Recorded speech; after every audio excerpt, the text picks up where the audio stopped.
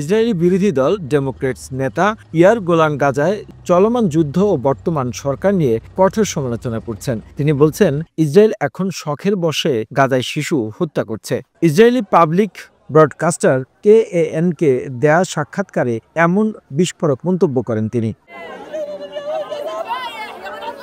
Golan বলেন, যদি আমরা একটি সুস্থ ও বিবেকবান রাষ্ট্র হিসেবে আচরণে না ফিরি, তবে ইসরায়েল দক্ষিণ আফ্রিকার মতো একঘরে রাষ্ট্রে পরিণত হবে। তিনি আরও বলেন, একটি সুস্থ রাষ্ট্র কখনো বেসামরিক মানুষের বিরুদ্ধে যুদ্ধ করে না, শিশুদের হত্যা করে না ও জনসংখ্যা উচ্ছেদের মতো লক্ষ্য নির্ধারণ করে না।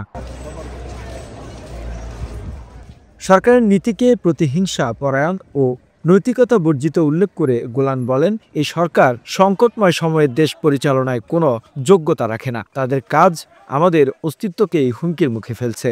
ইসরায়েলের অভ্যন্তরে সরকারের যুদ্ধনীতি ও মানবিক বিপর্যয় নিয়ে সমালোচনা দিন দিন তীব্র হচ্ছে। গোলানের এই বক্তব্য সেই ক্ষোভেরই একটি প্রকাশ।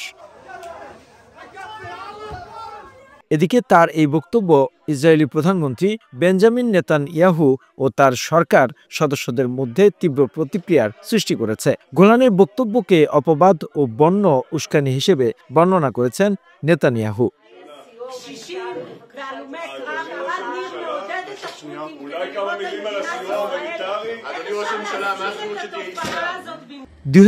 সালের শেষ দিকে ফিলিস্তিনের স্বাধীনতাকামী সংগঠন হামাসের হামলার জবাবে ইসরায়েলি গাজায় ব্যাপক বিমান হামলা ও স্থল অভিযান শুরু করলে পরিস্থিতি আরও উত্তপ্ত হয়ে ওঠে। এরই প্রেক্ষিতে BDS আন্দোলন ইসরায়েলের বিরুদ্ধে গণহত্যার অভিযোগ এনে বিশ্বব্যাপী বয়কটের আহ্বান জোরদার করে।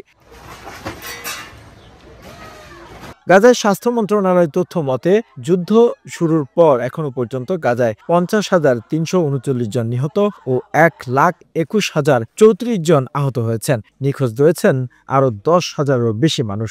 এদিকে ফিলিস্তিনের গাজায় আরও সাহায্য না পৌঁছানোয় আগামী 48 ঘন্টায় 14,000 শিশুর মৃত্যু হতে পারে বলে আশঙ্কা প্রকাশ করেছে জাতিসংঘের মানবিক কার্যক্রম বিষয়ক under secretary general Tom Fletcher. The news Bangladesh desk report.